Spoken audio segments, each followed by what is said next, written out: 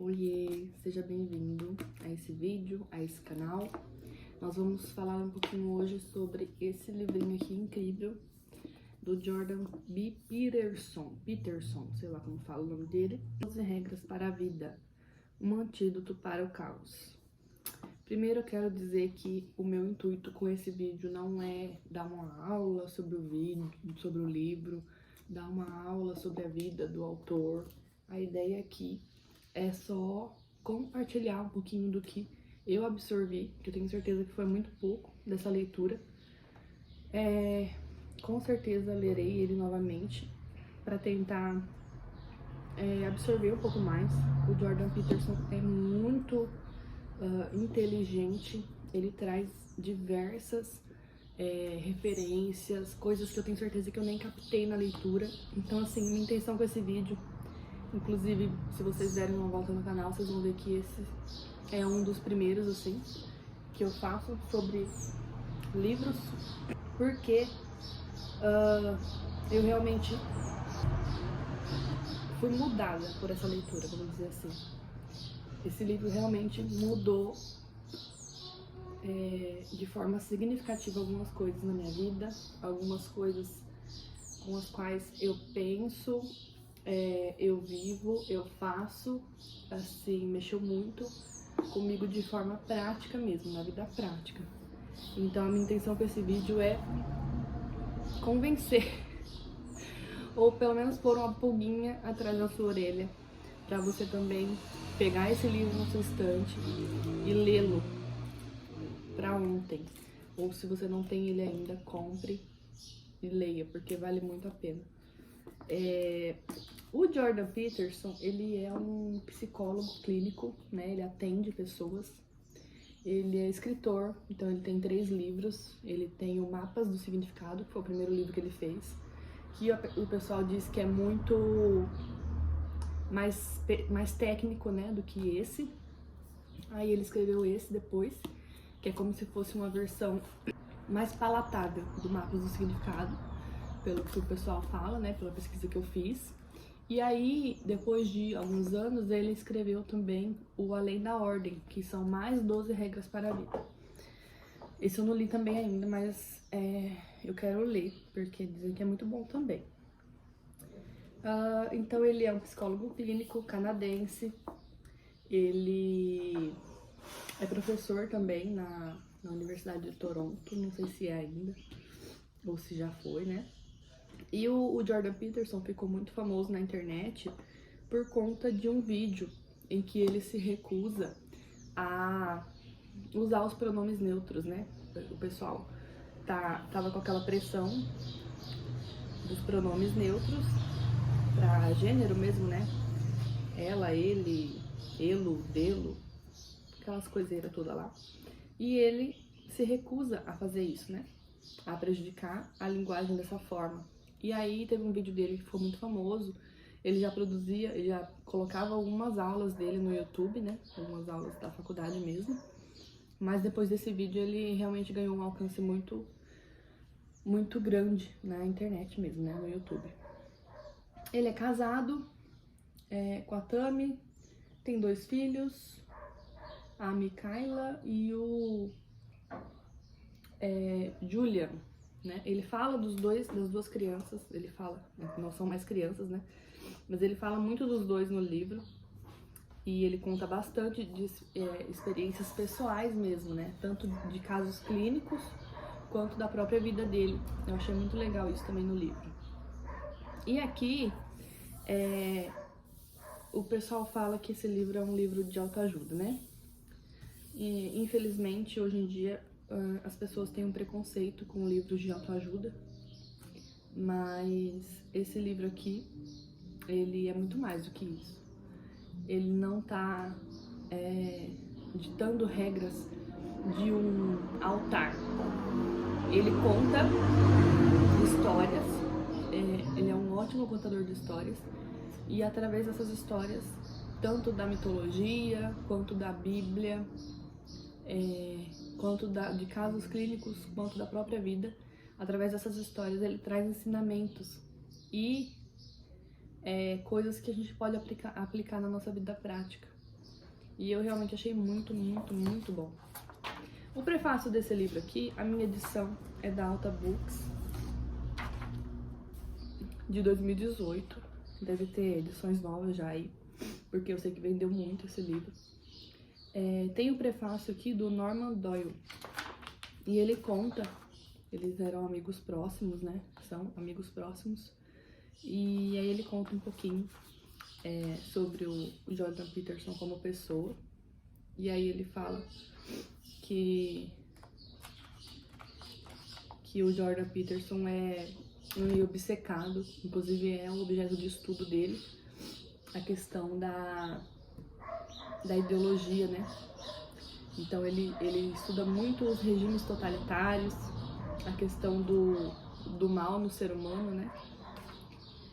E essa questão da capacidade humana para o mal, né? Em nome do mal. O prazer e a alegria que algumas pessoas têm em fazer mal, em destruir as outras, né? Tá, beleza. Esse prefácio é muito rico. Recomendo muito, assim, que vocês leiam com calma esse prefácio, porque é muito interessante. É legal que ele conta a história aqui, que ele foi na casa do Jordan Peterson e tinha quadros espalhados pela sala dele, assim. Quadros de Lenin, da União Soviética, de Stalin. E aí ele tomou um susto, né? Ele fala que ele tomou um susto, tomou um choque. Ele falou, esse cara é maluco, né? Ele é fã desse pessoal, né? Desse povo doido que matou milhares de pessoas, né? E aí ele escreve aqui, ó. Os quadros não estavam lá porque Jordan tinha alguma simpatia pelo totalitarismo, mas porque queria lembrar a si mesmo de algo que ele e todo mundo gostariam de esquecer, que centenas de milhões foram mortos em nome de uma utopia. E a gente precisa mesmo, né, ter mecanismos e algumas formas de lembrar do que aconteceu, porque as pessoas simplesmente querem apagar a história e fingir que nada disso aconteceu e repetir, né, os mesmos erros novamente. Então a gente precisa sim lembrar do que aconteceu para que as coisas não aconteçam novamente. Infelizmente, a gente viu o que tá acontecendo agora.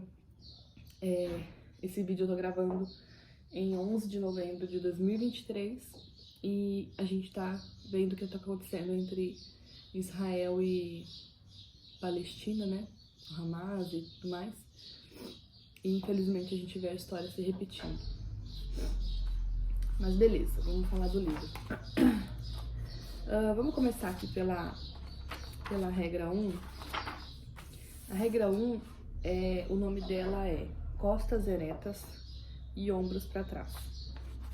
Nessa regra 1, ele fala basicamente sobre o corpo mesmo. É muito legal.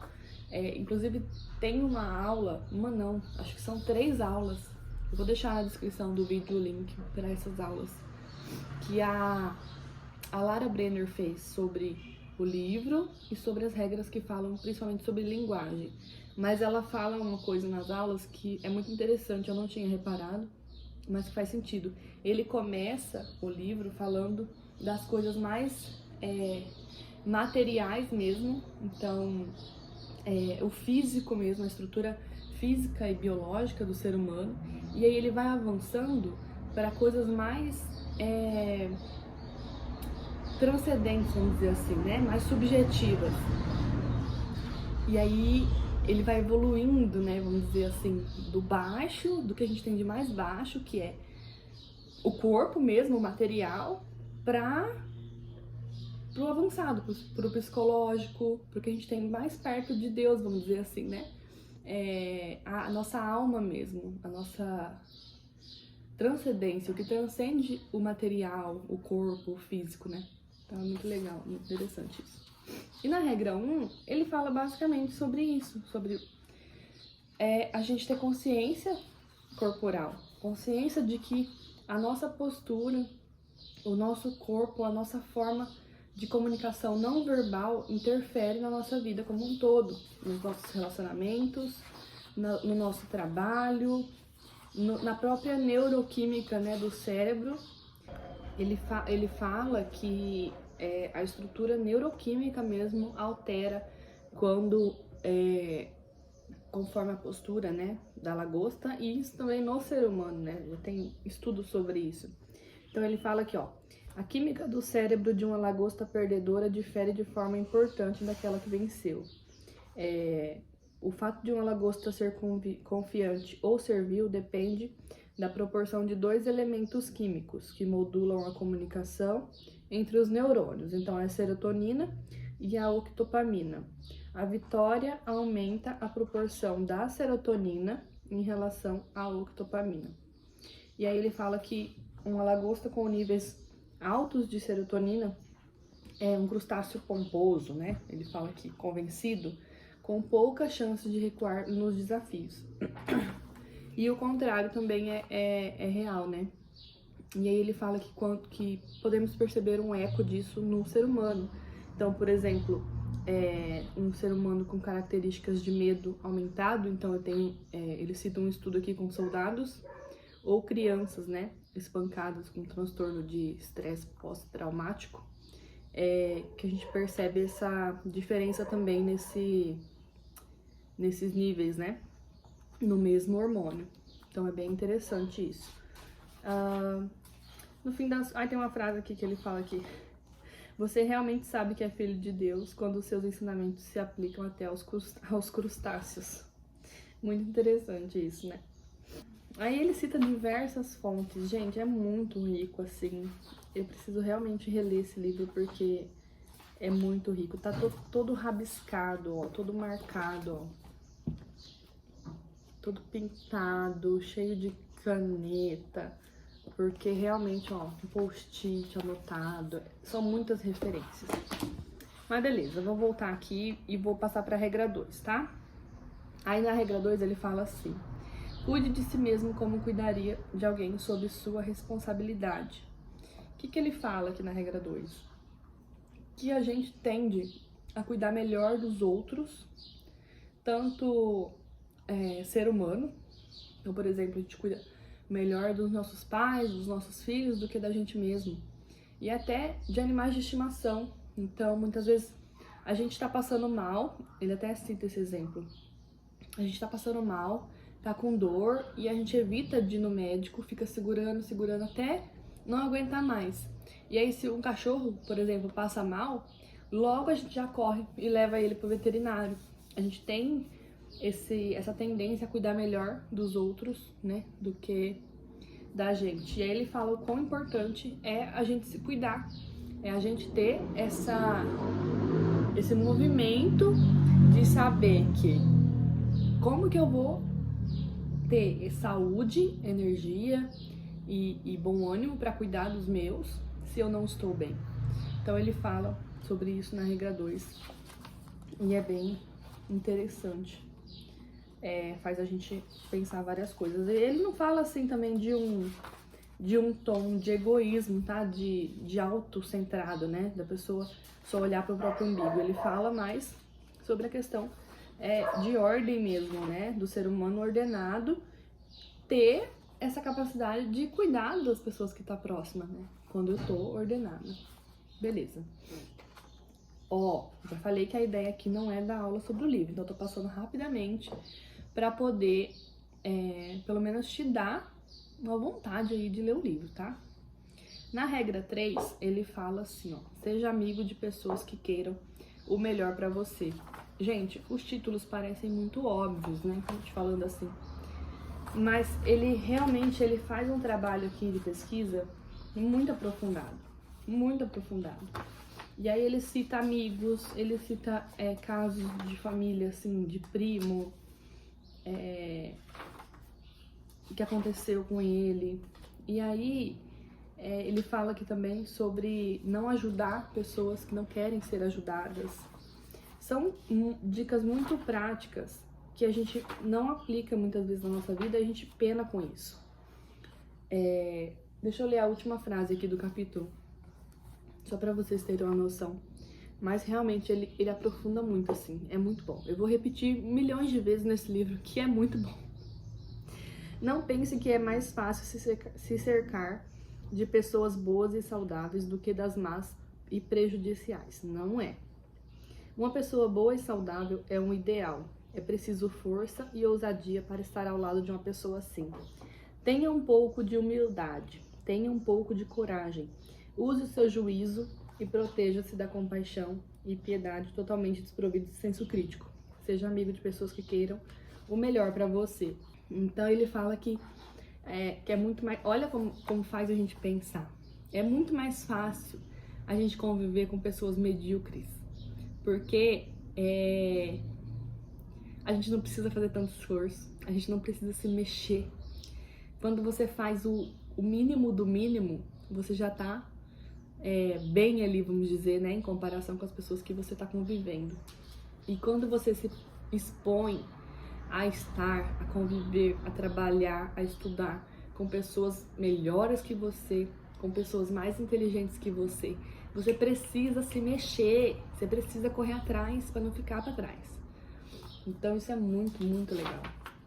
Aí na regra 4 ele fala: compare a si mesmo com quem você foi ontem, não com quem outra pessoa é hoje. Básico também, né? Se compare com você mesmo, não com os outros. Autoexplicativo, né? Mas, mais uma vez, vou repetir. Ele traz de uma forma maravilhosa isso aqui. Então, vale a pena. Regra 5. Não deixe que seus filhos façam algo que faça você deixar de gostar deles. Esse capítulo aqui, eu tenho 2 filhos. Eu tenho uma menina de 4 aninhos e tenho o Brian, meu mais velho, de 11 anos. Esse capítulo aqui foi um tapa na cara, porque o Brian ainda nem tanto, porque ele foi criado de uma forma um pouco diferente. Mas a Yasmin, eu errei um pouco a mão com ela. E ela é muito diferente. O Brian, ele é muito uma criança calma, uma criança passiva. Apesar dele ser autista, ele é uma criança calma. Ele tem um temperamento mais calmo, mais passivo. Então, assim, ele é muito educado. Ele sempre foi muito compreensivo com as coisas. A Yasmin não. Ela é colérica, ela é fogo, assim, sabe? Ela, onde ela chega, ela bota fogo, ela toca o terror. E ela é um pouco que nem eu, então a gente bate um pouco de frente. E esse capítulo me fez rever algumas coisas assim no meu comportamento, sabe? Na minha reação com eles. A gente precisa ter autocontrole, né? Se nós que somos adultos não tivermos esse autocontrole, como que a gente quer ter o respeito das crianças, né? Se nem a gente tem o próprio respeito por nós mesmos. Então, aí ele traz aqui uma questão das crianças serem boas, serem maus, ou se é um ambiente que molda isso. Ele traz essas duas perspectivas. Ele traz também um caso de uma vez que ele cuidou do filho de um vizinho, né? Eles tinham uma comunidade e tinha esse esquema deles se revezarem para uns cuidarem dos filhos dos outros, para o casal poder sair, né? Só os dois. E aí nesse revezamento tem a noite dele e da mulher dele cuidarem das crianças, né? De um casal de vizinhos. E aí ele conta que o menino era uma peste. E aí o menino não queria comer, o menino não dormia no horário e o pai avisou ele, né, disso antes de sair. Aí ele falou, vamos ver. Sei que na história que ele conta, o menino come tudo e dorme no horário, dorme que nem um anjo, assim. E aí ele fala, né, que o menino só precisava de um pouco de amor, de ser ouvido, de ser olhado, né. Nossa, gente, é muito bom. E aí ele fala assim, que o pai chega e o pai fica assustado, né. E aí ele fala, mas o que você fez, né, com meu filho? E ele fala assim, não fiz nada. Aí ele tira sarro no livro e fala, acho que eu vou contar meus segredos. Ele que se vire pra ser um bom pai. É muito bom. Ele tem um bom humor, assim, e dá vontade de você ser amiga, sabe, do autor. É muito bom. Aí na regra 6, ele fala: deixe sua casa em perfeita ordem antes de criticar o mundo. Ai, gente, isso aqui também é maravilhoso, né? Porque o que mais tem hoje são pessoas querendo mudar o mundo, salvar o mundo, ai, fazer revoluções. E as pessoas não arrumam a própria cama, as pessoas não se dão bem com os próprios familiares, com os próprios pais. Muitas vezes nem olham na cara dos pais, da família, dos filhos. Não tem um bom relacionamento nem com o próprio marido, com a própria esposa, e elas juram que elas vão mudar o mundo. E aí ele entra aqui bem na questão política, é bem legal esse capítulo. Tem uma parte aqui que ele fala sobre o arquipélago Gulag. Na verdade tem várias partes no livro que ele fala sobre esse livro e esse autor, né? É esse aqui, ó, esse laranjadinho que tá aqui, ó. Do Solzhenitsyn. O Solzhenitsyn, ele foi um prisioneiro do campo de concentração soviético. E ele saiu, né? Ele conseguiu escapar livre. E ele escreveu o Arquipélago Gulag. É um livro, assim, pesado, mas é bom, muito bom. Ele cita várias vezes aqui o Solzhenitsyn. E aí ele fala aqui sobre essa questão do ser humano ter sofrido alguma coisa na infância para ser mal e tal, e ele rebate isso. Ele fala, não é bem assim. Tem até uma parte que ele fala aqui, ó: a maioria das pessoas que foram abusadas quando crianças não abusam dos próprios filhos, porque se fosse assim, o mundo a gente vivia num planeta habitado por abusos. E olhando os números, olhando a realidade, como as coisas acontecem, não é isso que a gente vive. Aí ele fala aqui, ó: esse é um fato muito bem estabelecido que pode ser demonstrado de forma simples e aritmética da seguinte forma: se um pai abusasse de 3 filhos e cada um desses filhos tivesse 3 filhos e assim por diante, então haveria 3 abusadores na primeira geração, 9 na segunda, 27 na terceira, 81 na quarta e assim por diante exponencialmente. Após 20 gerações, mais de 10 milhões teriam sofrido abuso na infância. Mais pessoas do que atualmente habitam o planeta. Mas, na verdade, o abuso desaparece ao longo das gerações.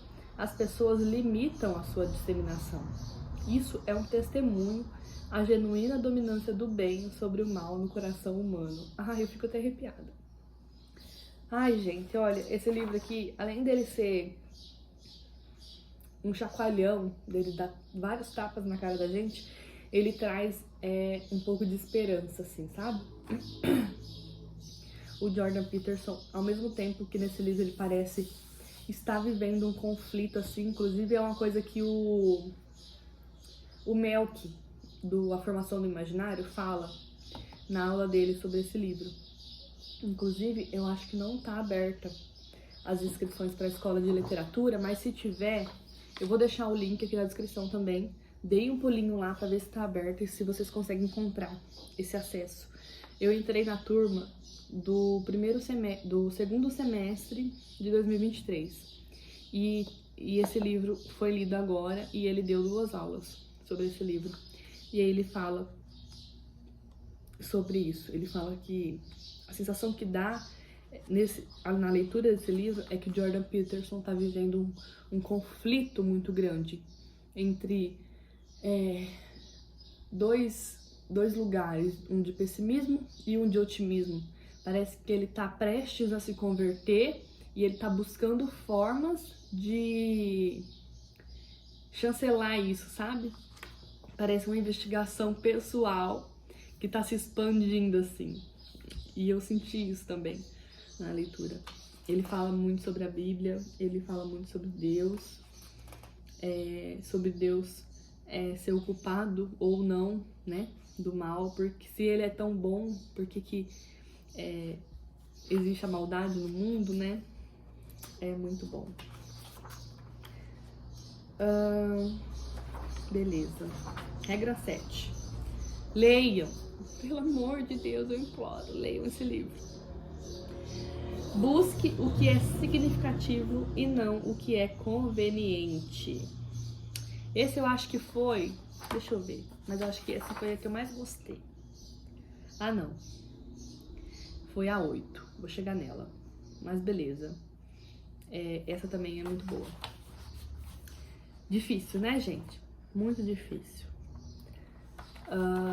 Eu acho que principalmente, não sei... Eu não tenho uma formação cultural muito extensa, assim, né? Agora que eu tô meio que correndo atrás disso. De conhecer mais as culturas, a história, os países, a própria literatura, mitologia, porque a minha formação básica é muito ruim mesmo. Então agora eu meio que vou fazer 30 ano que vem, né? Esse ano que eu comecei a acordar pra vida e correr atrás disso, que eu realmente não tive esse contato. E aqui no Brasil a gente tem muito essa tendência do caminho mais fácil, né? Nós brasileiros temos essa cultura do jeitinho, né? Do pegar atalhos, do buscar o que é conveniente, né? E o sacrifício acaba ficando em segundo plano. E agora com essa política, né, de esquerda, de tudo pode, ai, vamos liberar tudo, ai, liberdade, ai, o tradicionalismo é ruim. Isso tá ficando cada vez pior. E as pessoas não fazem mais nada por ninguém, as pessoas não querem se doar, as pessoas não querem ter filhos porque não querem cuidar de outro ser humano. As pessoas estão se poupando cada vez mais. E isso é muito sério, é muito triste. E aí, essa busca pelo que é conveniente e não pelo que é significativo está muito, cada vez mais forte, né? Ó, é melhor ter algo do que não ter nada. É melhor ainda compartilhar generosamente esse algo que você tem. No entanto, melhor ainda é se tornar amplamente conhecido por compartilhar generosamente. Isso é algo que perdura, é algo confiável. E nesse ponto da abstração, podemos observar como fundamento para as concepções de confiável, honesto e generoso foi lançado. A base para uma moralidade articulada foi estabelecida. O compartilhador produtivo e honesto é o protótipo do bom cidadão e do bom homem. Dessa forma, podemos ver como é possível que, a partir da simples noção de que sobras são uma boa ideia, possam surgir os mais altos princípios morais. É como se, enquanto a humanidade se desenvolvia, tivesse acontecido algo mais ou menos. Primeiro, houve infinitas dezenas ou centenas de milhares de anos antes do surgimento da história escrita e do drama. Durante esse tempo, as práticas equivalentes de adiamento e troca começaram a surgir, vagarosa e dolorosamente. Então, elas se tornaram representadas em uma abstração metafórica como rituais e contos de sacrifício, relatados de forma semelhante a esta. É como se houvesse uma figura poderosa no céu, que vê tudo e está julgando você. Abrir mão de algo que você valoriza parece fazê-lo feliz. E o melhor a fazer é deixá-lo feliz, senão as portas do inferno se abrem. Então, pratique o sacrifício e compartilhe até que seja um especialista nisso, e as coisas darão certo para você. Ninguém disse nada disso, pelo menos não de modo tão claro e direto. Mas isso estava implícito na prática e depois nas histórias. Então, assim, é muito legal essa questão que ele traz a gente para a realidade. Ah, beleza. Tem as histórias, tem os mitos, tem a Bíblia, mas e a realidade? No fim das contas,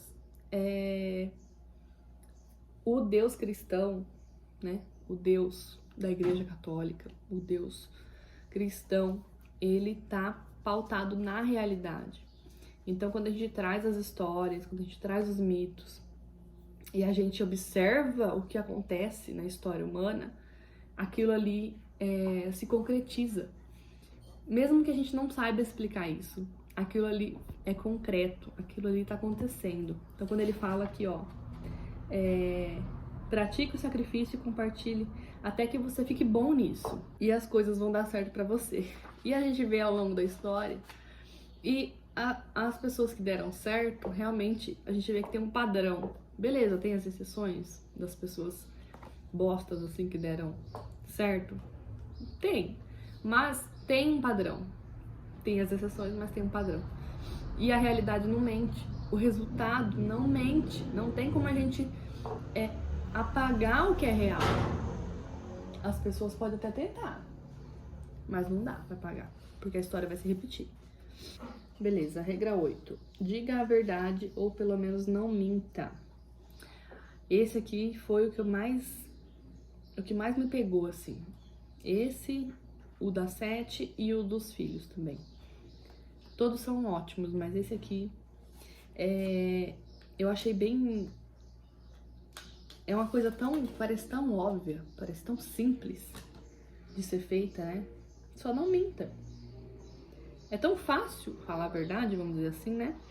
Se você conta uma mentira hoje, daqui a 5 anos, se alguém te perguntar aquela coisa, provavelmente você não vai lembrar da mentira que você contou. Mas a verdade a gente sempre vai lembrar. É sempre fácil a verdade. Você abre a boca e ela sai, porque é real. Porque a realidade é concreta. Então ele reforça muito isso nessa regra. Então, inclusive, essa regra é uma das que a Lara fala na aula dela, sobre linguagem. Ele conta assim, ó. Eu percebi rapidamente que quase tudo que eu dizia não era verdade. Eu tinha razões para dizer aquelas coisas. Eu queria vencer os debates, ganhar status, impressionar as pessoas e conseguir o que eu queria. Eu estava usando a linguagem para forçar o mundo a me dar o que achava que era necessário. Só que assim eu era falso. Quando eu percebi isso, comecei uma prática de apenas dizer coisas às quais a voz interna não se oporia. E o que é isso? A gente sabe o que é certo. A minha terapeuta falou isso essa semana e é verdade. A gente sabe o que é certo e a gente sabe o que é errado. E a gente escolhe fazer a coisa errada. A gente não é inocente. A gente sabe e a gente escolhe. Então, assim, quando você vai fazer uma coisa ou vai falar uma coisa, a sua consciência, ela fala com você. Ela fala pra você. E aí, nessa frase, ele fala que decidiu só falar o que a voz interna dele não ia se opor. O que aquela voz não ia falar assim, tem certeza que vai fazer isso? Tem certeza que você vai falar isso? Isso é realmente verdade? E aí ele toma essa decisão, né, de só falar isso e de não ir mais contra a própria consciência. E aí ele conta esse caso do hospital, que ele foi nesse hospital com os amigos e tal. E aí essa moça chega e pergunta, né, onde vocês vão? Posso ir junto? E aí ele podia mentir pra ela. Afinal, ela era esquizofrênica, paranoica, provavelmente ela não iria entender. Só que ele escolhe falar a verdade. Ele simplesmente escolhe falar a verdade. E aí o que a moça faz? Ele fala pra ela, não, você não pode ir porque a gente tá indo pra um estudo da faculdade, assim, assim, assado. E ela olha pra ele e fala assim, tá bom, vira as costas e vai embora. Podia não ter dado certo, claro que podia não ter dado certo. Mas qual é a chance de uma mentira dar mais certo do que uma verdade? E a gente tem essa questão das mentirinhas brancas, né? Ah, eu vou falar isso aqui porque é mais fácil, porque não tem necessidade de eu abrir a verdade pra pessoa. E aí, nisso a gente vai se embolando num emaranhado de mentiras. E aí você precisa de uma mentira para poder encobrir a outra mentira. E aí mais uma para encobrir essa e vira aquela bola de neve horrorosa. Aí tem uma frase aqui na página 219, que ele fala assim, ó, escolher o caminho fácil ou dizer a verdade. Essas não são meramente duas escolhas diferentes, são trajetórias diferentes de vida. Elas são formas completamente diferentes de existir. E é verdade. E isso me pesou assim por tipo uma semana, sabe? Aquela voz na minha consciência, sempre que eu ia fazer ou falar alguma coisa, me voltava. Parecia que o Jordan Peterson tava dentro da minha cabeça falando assim, Fala a verdade. Não minta. Faça o que é significativo, não conveniente. Você vai dormir mesmo mais um pouquinho? Tem certeza que você vai perder esse tempo de vida? Que você pode estar fazendo coisas que realmente importam, fazendo sua vida realmente valer a pena? Então, eu falando assim parece bobagem, mas eu quero que você tenha essa experiência de fazer essa leitura. E ter o Jordan Peterson na sua cabeça também, falando com você. Tenho certeza que vai ser transformador. Vamos para a regra 9. Presuma que a pessoa com quem está conversando possa saber algo que você não sabe. Nina, vem!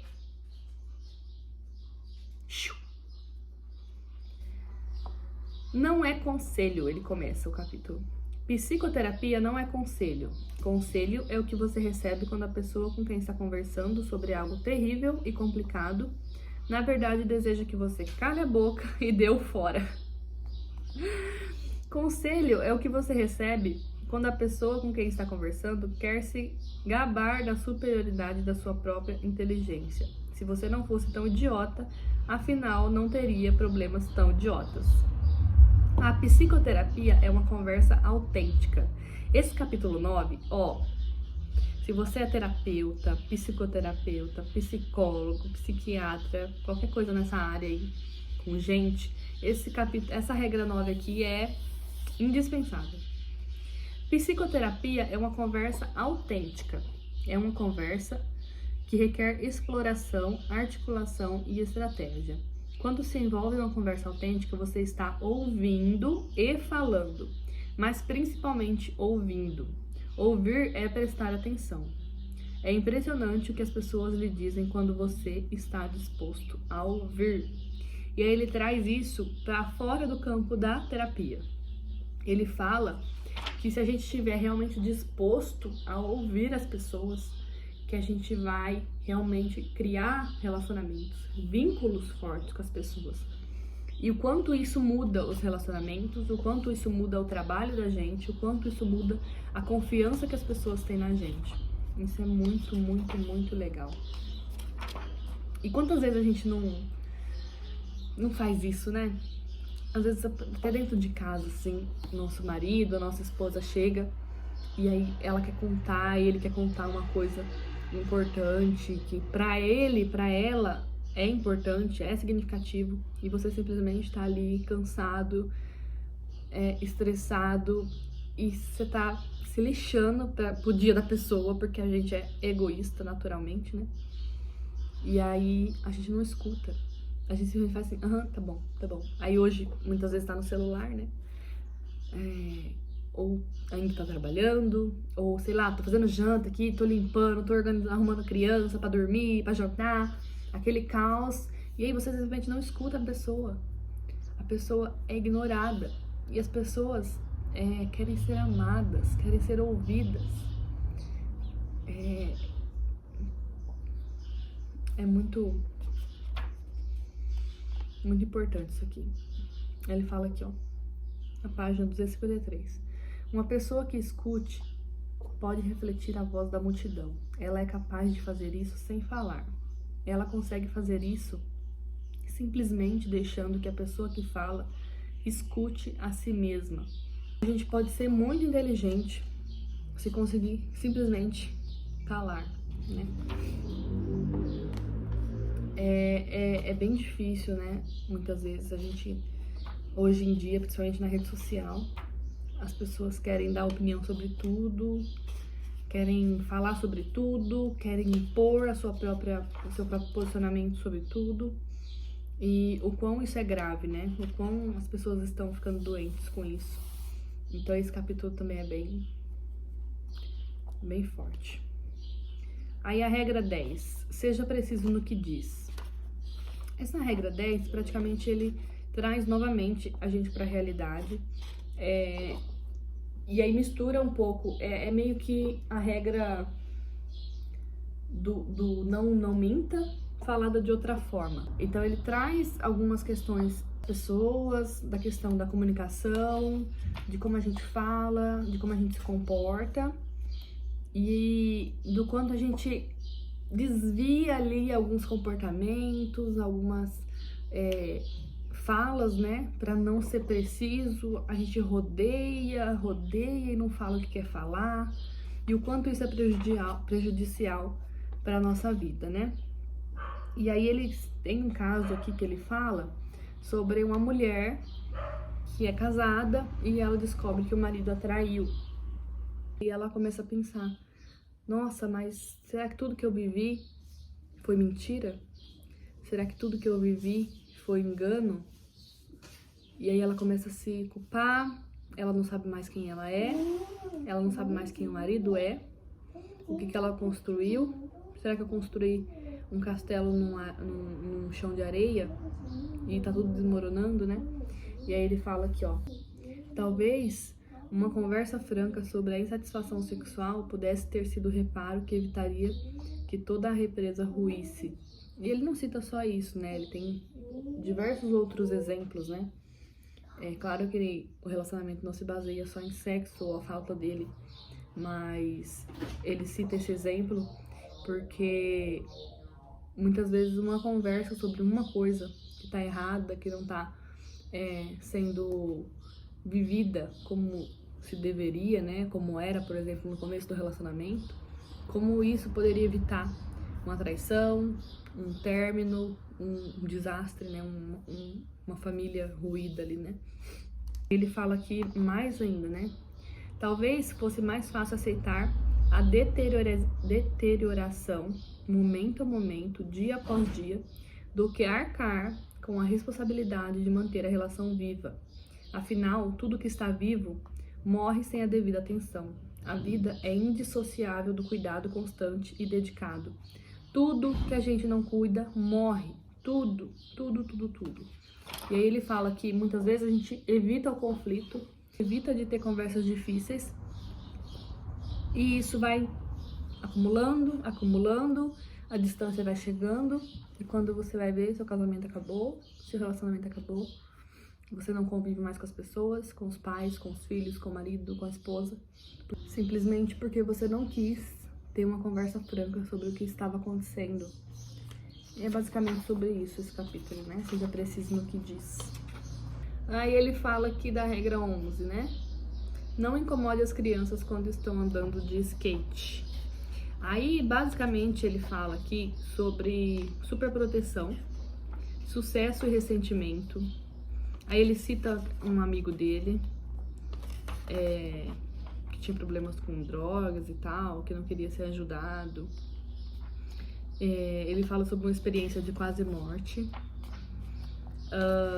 Mas, basicamente, o que mais me chamou a atenção aqui foi a gente não super proteger as crianças, principalmente os meninos. Porque essa questão da gente nos submeter, né, do ser humano se submeter ao risco, é importante para a sobrevivência, é importante para a força pessoal, para a força interior ser desenvolvida.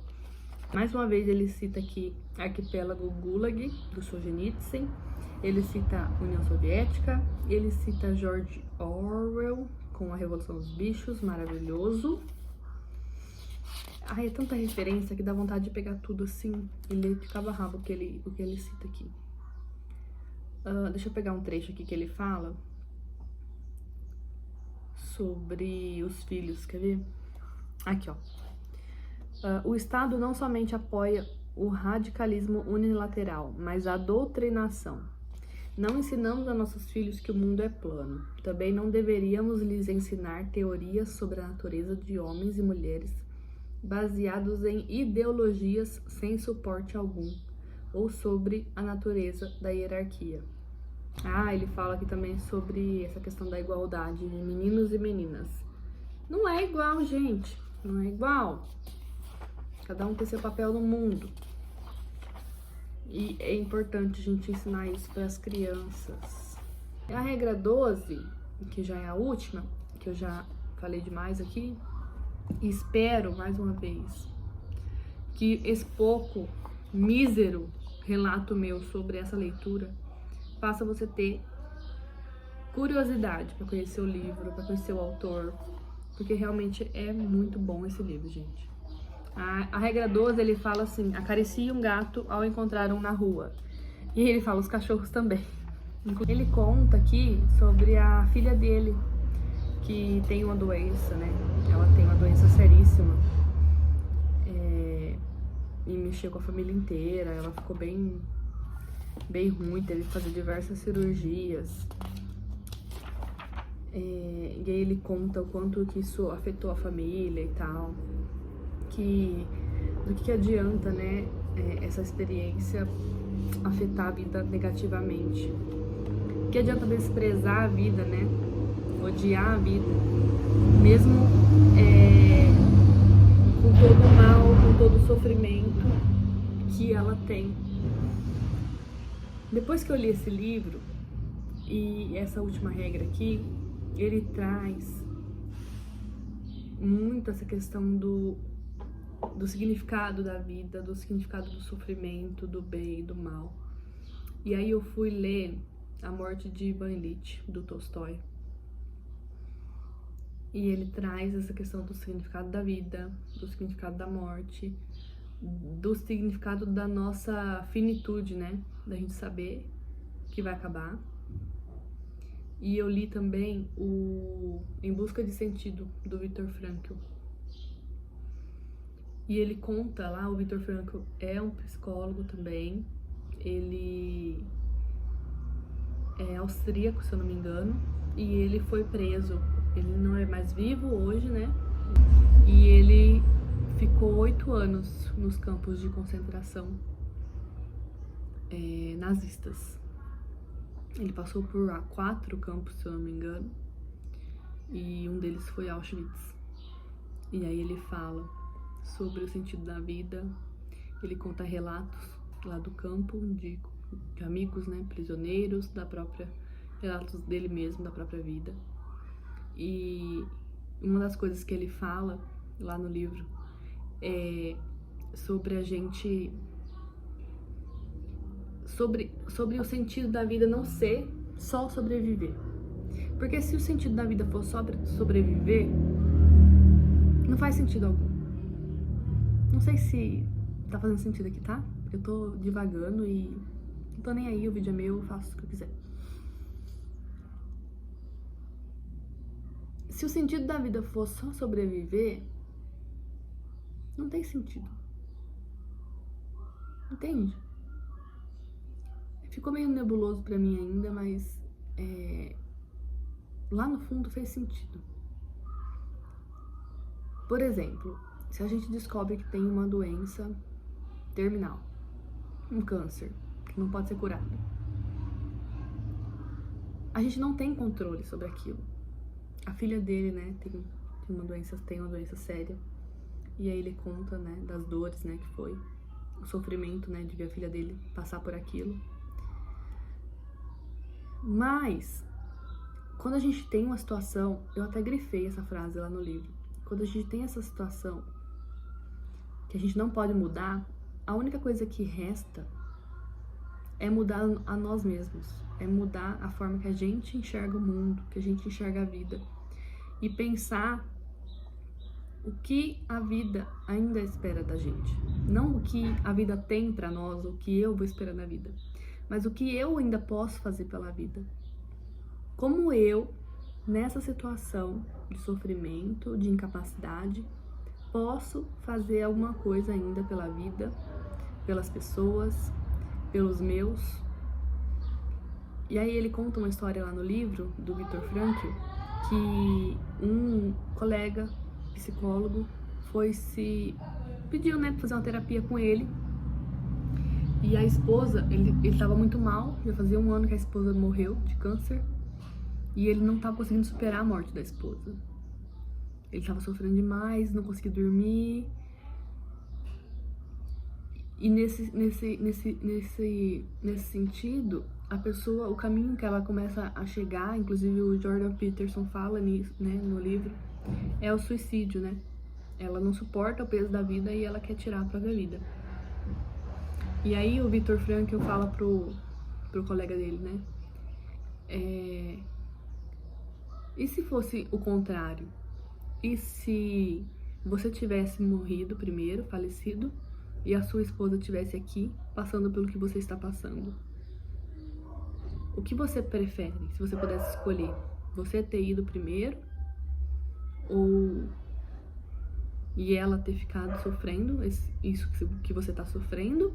Ou você prefere sofrer isso no lugar dela? E aí ele conta que isso não foi uma terapia, né, propriamente dita, mas foi uma nova perspectiva pro colega dele. E que ele saiu de lá agradecido e muito mais tranquilo com o próprio sofrimento, porque aquele sofrimento passou a ter um sentido pra ele. Tudo bem, eu não queria sofrer isso aqui, mas se for pra sofrer no lugar de quem eu amo, tudo bem, eu posso suportar. Quantas vezes a gente que é mãe não fala, né? Não vê um filho doente ou um filho sofrendo e a gente fala, se eu pudesse, eu passava isso por ele, né? Então quer dizer, ninguém quer sofrer, ninguém quer sentir dor. Mas quando é por alguém que a gente ama, a gente tá disposto, sabe? E aí outra coisa que ele conta lá no livro é no campo, né, sobre os relatos lá do campo de concentração, é que as pessoas que desistiam, que morriam, que desistiam de viver, não tinham o porquê viver, não tinha esse sentido, né, não tinham esse sentido claro. E que as pessoas mais fortes, que conseguiam dar algum significado para aquele sofrimento todo, eram as pessoas que tinham esperança de voltar para os seus familiares, tinha alguém esperando do lado de fora, ou tinham alguma coisa ainda a ser feita. Então, por exemplo, ele cita um médico, um pesquisador que tinha uma obra a ser terminada, né? Ele tinha uma extensa obra que ele estava escrevendo, pesquisando, e que ele queria terminar aquela obra, que ele sabia que aquilo ali ia fazer diferença na vida de outras pessoas. Então, ter pelo que viver, por quem viver, é muito mais importante do que o próprio sofrimento. E aí ele explora aqui essa questão. Deixa eu ler um pedacinho aqui pra vocês. Odiar a vida, desprezá-la, mesmo por causa da dor genuína que ela inflige, serve apenas para tornar a própria vida pior, insuportavelmente pior. Não há qualquer protesto genuíno nisso, nem bem algum nisso, mas apenas o desejo de produzir o sofrimento pelo sofrimento. Essa é a própria essência do mal. As pessoas que chegam a ter esse tipo de pensamento estão a um passo da desordem total. Às vezes só lhes faltam as ferramentas. Às vezes, assim como Stalin, elas estão com o dedo sobre o botão nuclear. Aí ele fala sobre dor. Esse pedacinho que ele fala sobre dor, que ele fala sobre a filha dele, é bem forte, assim, não vou entrar, mas leiam e releiam, porque é bem forte mesmo. E aí ele entra na questão dos cães e dos gatos, né? E ele encerra. Aí ele encerra com um exercício que chama caneta de luz. Que esse exercício é assim, ó. Vou ler pra vocês. No fim de 2016, eu viajei para o norte da Califórnia para me encontrar com um amigo e parceiro de negócios. Passamos a noite pensando e conversando. A certa altura, ele tirou uma caneta do seu paletó e fez algumas anotações. Ela era equipada com um LED e emitia uma luz na ponta, para escrever no escuro. Outra bugiganga, pensei. Porém, mais tarde, em um estado mental mais metafórico, fiquei impressionado com a ideia de uma caneta de luz. Havia algo simbólico sobre ela, algo metafísico. Estamos todos na escuridão, afinal, a maior parte do tempo. Poderíamos todos aproveitar algo escrito com luz para guiar nosso caminho. Eu lhe disse que queria escrever algumas coisas, enquanto estávamos sentados conversando. Perguntei se me daria a caneta de presente. Quando ele a entregou a mim, eu senti-me exageradamente feliz. Agora eu poderia escrever palavras iluminadas na escuridão. Obviamente, era importante fazer isso de forma apropriada. Então eu disse a mim mesmo, com toda a seriedade possível: o que farei com a minha recém-adquirida caneta de luz? Há 2 versos no Novo Testamento que dizem respeito a essas coisas, e eu tenho pensado muito neles. Peçam e lhes serás dado. Busquem e encontrarão. Batam e a porta lhes será aberta. pois todo o que pede, recebe, o que busca, encontra, e aquele que bate, a porta será aberta. Mateus 7, 7 e 8. À primeira vista, isso não parece nada além de uma demonstração da magia da oração, no sentido de rogar a Deus para conseguirmos favores. Mas Deus, independentemente do que ou não possa ser, não é apenas um concessor de desejos. Quando tentado pelo próprio diabo no deserto, mesmo o próprio Cristo não estava disposto a chamar seu Pai para obter um favor. Além disso, todos os dias, preces de pessoas desesperadas ficam sem respostas. Talvez isso ocorra porque os questionamentos que elas contêm não tenham sido construídos da forma adequada. Aí, ele continua, né? Aí ele fala assim: foi com esse espírito e com alguns papéis à minha frente que me fiz a pergunta: o que farei com a minha recém-adquirida caneta de luz? Uma vez que havia ganhado há um pouco a caneta de luz capaz de escrever palavras iluminadas na escuridão, queria fazer o melhor que pudesse com ela. Então eu fiz a pergunta certa. E quase imediatamente a resposta se revelou: escreva as palavras que você quer que sejam escritas na sua alma. Escrevi isso, parecia muito bom. Um pouco romântico demais, concordo, mas estava no espírito do jogo. Então subi a aposta. Decidi fazer a mim mesmo as perguntas mais difíceis que poderia imaginar e esperar as respostas. Ele fez uma brincadeira assim, como se ele estivesse fazendo uma pergunta para Deus, para o universo, para a própria consciência, e que a resposta tivesse vindo de uma forma iluminada na cabeça dele. E aí ele resolveu fazer perguntas importantes, né?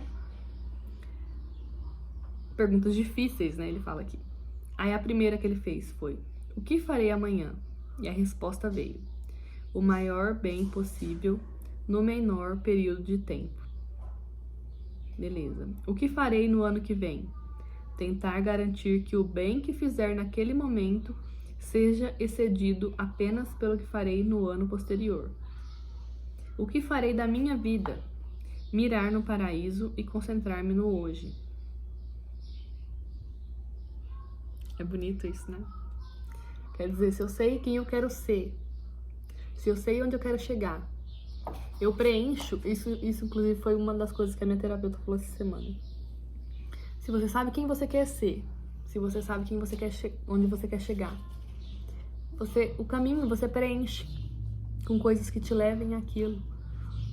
Fica muito mais fácil você preencher o buraco ali pensando naquilo, no futuro, né?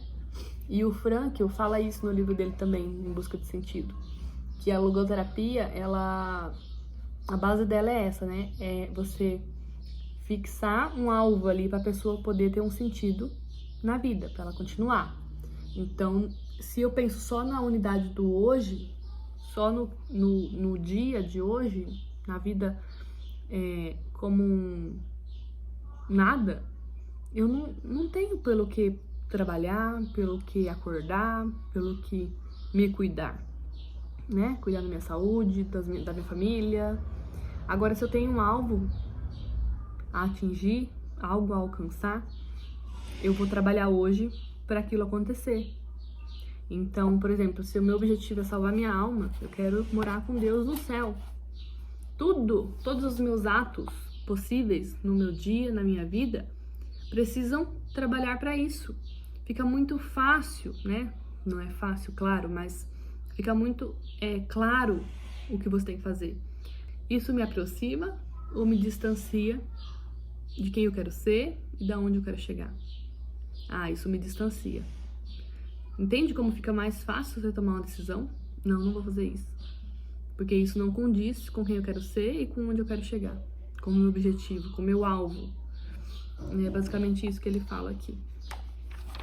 Ai, gente, ó, eu não tenho muito mais o que falar. Na verdade, eu tenho milhões de coisas pra falar. Se eu pudesse, eu lia o livro inteirinho aqui pra vocês. Mas fica a minha recomendação. Eu deixei o vídeo, acho que um pouco longo. Vou ver se consigo cortar ele um pouco. Mas fica a minha recomendação forte desse livrinho. Leiam, por favor. Leiam, releiam, meditem sobre ele, absorvam o que puderem e tenham uma vida melhor. Obrigada por assistir. Beijo. Até a próxima.